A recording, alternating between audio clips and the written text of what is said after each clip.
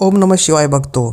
दिव्य दृष्टि एक ऐसी चीज़ होती है जो हमारी जो शक्तियाँ होती हैं या फिर सूक्ष्म जगत की जो शक्तियाँ होती हैं उनकी पहचान करवाने में हमारी मदद करती है। हम ऐसा कुछ फील कर पाते हैं कि हमारे साथ आगे कुछ ऐसा होने वाला है, या फिर हमारे पास अगर कोई बंदा बैठा हुआ है तो हमें पता लग जाता है कि इसने पीछे क्या किया हुआ है और आगे इसके साथ क्या होने वाला है।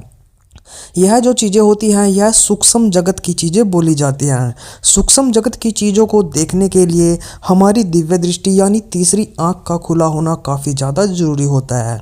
हमारी जो तीसरी आँख होती है वो जहाँ पर औरतें बिंदी लगाती हैं बिल्कुल उसी जगह पर होती है, और यह आँख जो है आमतौर पर बंद की हुई होती है। हम सूक्ष्म जगत के किसी भी चीज़ को नहीं देख पाते। इसको मंत्रों द्वारा या फिर गुरु के द्वारा खोला जाता है। इसको खोल पाना इतना आसान भी नहीं है।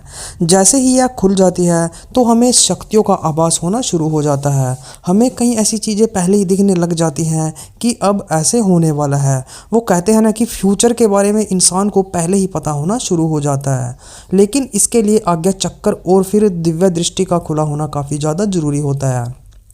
तो आज की इस वीडियो में हम आपको बताएंगे कि कौन से वो तरीके हैं जिनसे आप जो है अपनी दिव्य दृष्टि को खोल पाएंगे बिल्कुल ही आसानी के साथ। दिव्य दृष्टि खुला हुआ आदमी सर्वोपरि होता है। जैसे कि हम किसी से पूछा लेते हैं और वो हमारे बारे में बताता है, तो या तो उसकी दिव्य दृष्टि खुली हुई होती है या फिर बाबा के यानी कि मतलब जो उसके इष्ट देव हैं उसके दूत उनको प्राप्त होते हैं। उन्हीं के जरिए वो पूछा देते हैं और उन्हीं के जरिए सारा हाल आपको बताते हैं। और जिस व्यक्ति की दिव्य दृष्टि खुल जाती है तो उसके सामने जो मतलब उसके सामने आदमी बैठा हुआ है तो उसकी सारी हिस्ट्री उसके सामने ऐसे खुल जाएगी जैसे मोबाइल में कोई वीडियो चल रही हो। उसको साफ साफ दिखाई देगा कि पीछे इसने क्या कार्य किए हुए हैं और आगे इसके साथ क्या होने वाला है। उसको सब अनुभव हो जाता है, और यह दिव्य दृष्टि खुलने के बाद ही होता है। जब आपकी दिव्य दृष्टि खुल जाए तो उसके बाद आपको कुछ ऐसे नियमों का पालन करना होता है जिसके कारण आपको कोई प्रॉब्लम ना आए। आज मैं आपको नियमों के बारे में बताऊंगा और दिव्य दृष्टि को आप कैसे खोल पाएंगे ताकि आप आगे आने वाले बंदे की सारी जानकारी पहले ही जान पाएँ। उस सब के बारे में आपको बताऊंगा, तो वीडियो को अभी से आप लाइक कर दें। देखिए, सबसे पहले दिव्य दृष्टि खोलने में जिनका हाथ होता है वो है गुरु।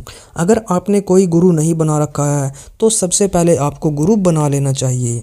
अगर आपकी जांच में कोई गुरु नहीं है या फिर आपका जो गुरु आपने बना रखा है वो अच्छा नहीं है, वो या तो दुराचारी है या फिर उसके काम गंदे हैं, तो आप उसको चेंज कर सकते हो। कोई प्रॉब्लम आपको नहीं होने वाली है। और अगर आपको कोई ऐसा गुरु अच्छा नहीं मिला है जिसे आप आधिकारिक तौर पर अपना गुरु बना सकें तो कोई बात नहीं, आप हनुमान जी को अपना गुरु बना सकते हैं। तो इसके लिए सबसे पहले ज़रूरत गुरु की होती है। गुरु की सानिध्य में ही आपको यह साधना करनी है। वो इसलिए क्योंकि जो भी मंत्र जाप से आपको एनर्जी मिलती है वो हमारे गुरु के पास जाती है। गुरु के पास से कन्वर्ट होके ये लगा लो वो हमारे पास आती है। गुरु ही उसको एक समान रूप से हमारे पास भेजता है। इसलिए गुरु का होना बहुत ज़्यादा ज़रूरी होता है। तो सबसे पहले आप गुरु बना लीजिए, गुरु मंत्र को धारण कीजिए।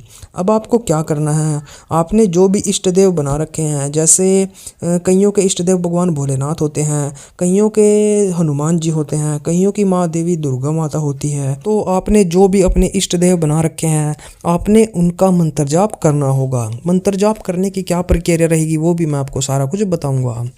तो सबसे पहले तो आपने गुरु धारण किया, उसके बाद आपने जो भी इष्ट देव हैं आपने उनके मंदिर में जाना है।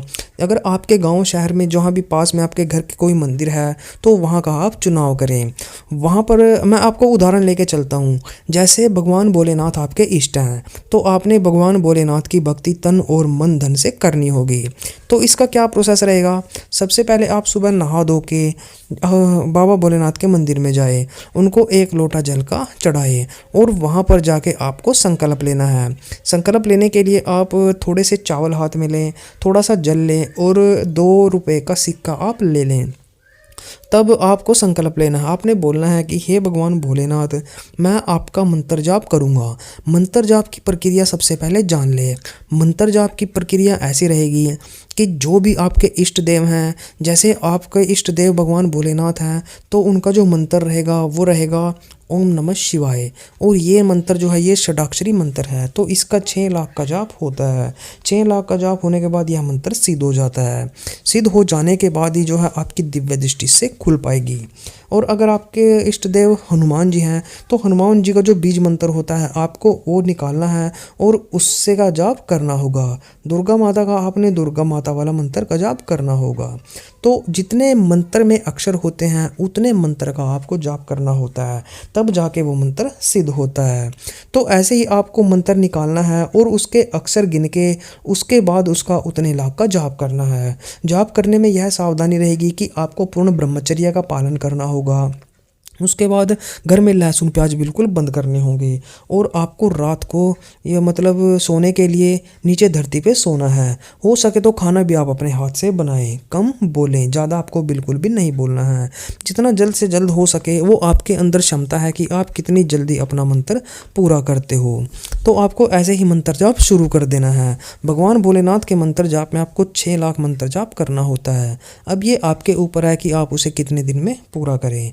आप चाहे तो शाम को भी जाप उसका कर सकते हो और सुबह में भी जाप कर सकते हो। डेली अगर आप जाप करोगे तो आपका मंत्र जो है वो जल्दी पूरा हो जाएगा। जैसे जैसे आप मंत्र शुरू करोगे आपको कुछ अनुभव भी होने लगेंगे। इन अनुभवों में ऐसे अनुभव आते हैं जैसे आप मंत्र जाप कर रहे हैं और आपके रोंगटे खड़े हो जाना, या फिर आपके आंखों से आंसू आना। कई बार क्या होता है आपको चक्कर उल्टी आने जैसी दिक्कत भी होती है।